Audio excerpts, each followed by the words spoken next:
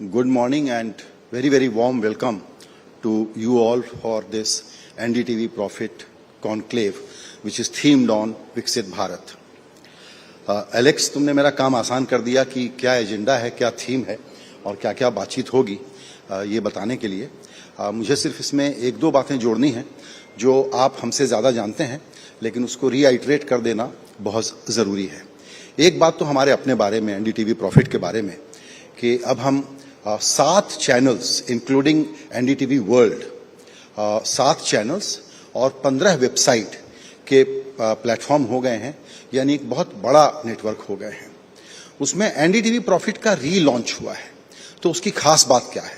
उसकी खास बात यह है कि न तो ओल्ड लिंगो है, न ओल्ड जार्गन है, और ओल्ड ऑडियंसेस के बजाय बहुत तेजी से हम मूव कर गए हैं यंग ऑडियंस की तरफ। ऑडियंसेस हमारी ऐसी हैं जो इस वक्त ज़्यादातर लोग आप कह सकते हैं कि 18 से 45 साल के एज ग्रुप के हैं, जो मेजॉरिटी हैं। आपने देखा होगा कि जितने नए इन्वेस्टर्स इस वक्त बाजार में आ रहे हैं वो भी इसी डेमोग्राफी के हैं। जो पूरा एक मार्केट हमारा वाइडन हो रहा है, कैपिटल मार्केट, उसमें इन लोगों का बड़ा रोल है। और आप ये भी देख रहे हैं कि उनकी कंजम्पशन की हैबिट्स किस तरह की हो गई हैं।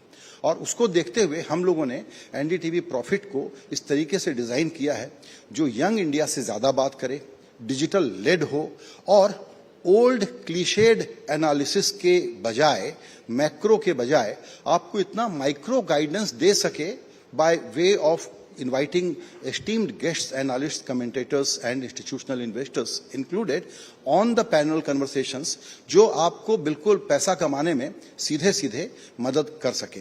तो डीजॉर्गेनाइज करना, यंग इंडिया से बात करना और इस बात का ख्याल रखना कि दुनिया भर में डिसरप्शन कितने हैं। अब आप देखिए, जितना हम लोगों ने सोचा था, उसके बाद ग्लोबल पॉलिटिक्स जो बदली, अमेरिका में जो रिजीम चेंज हुआ, उसके बाद अनप्रिडिक्टेबिलिटी कितनी ज़बरदस्त है। लेकिन उस अनप्रेडिक्टेबिलिटी में नोटिस करने की क्या बात है? नोटिस करने की बात यह है कि मोदी लेड इंडिया एक न सिर्फ ब्राइट स्पॉट है, न सिर्फ सबसे तेज ग्रो करने वाली इकोनॉमी है, बल्कि पूरे ग्लोब को, पूरे डेमोक्रेटिक वर्ल्ड को एक सैनिटी और सस्टेनेबिलिटी और एक स्टेडी ग्रोथ की तरफ ले जाने का काम हमारा देश कर रहा है। आने वाले दिनों में ये बात ज़्यादा अच्छे से समझ में आएगी जब आप एक तरफ ट्रंप टेंट्रम देखेंगे, उसके कारण अनप्रेडिक्टेबिलिटी होगी, टैरिफ वॉर होगा, न जाने क्या क्या होगा। लेकिन अब जो ग्रोथ के बेसिक फाउंडेशनल वर्क को कंप्लीट कर दिया गया है और ये बजट उसका इंडिकेशन आपको देता है कि हम किस तरह से एक ही डायरेक्शन में रहेंगे, स्टेडी डायरेक्शन में रहेंगे, और वो अपवर्ड डायरेक्शन है। यही वजह है कि जब अब मार्केट अच्छा है, प्रॉफिट बुकिंग करके अगर एफपीआई यहां से एग्जिट कर रहा है तो इंडियंस बड़ी तादाद में आकर के मार्केट को डेप्थ दे रहे हैं, स्टेबिलिटी दे रहे हैं और अपवर्ड ट्रेजेक्ट्री दे रहे हैं। मुझे मालूम है कि पिछले दिनों मार्केट में जो डेवलपमेंट्स हुए हैं उसके कारण, ऊपर नीचे होने के कारण एक प्रकार की फिर से एंग्जाइटी है, फिर ये सोचना समझना है कि अब आगे क्या होगा वगैरह वगैरह।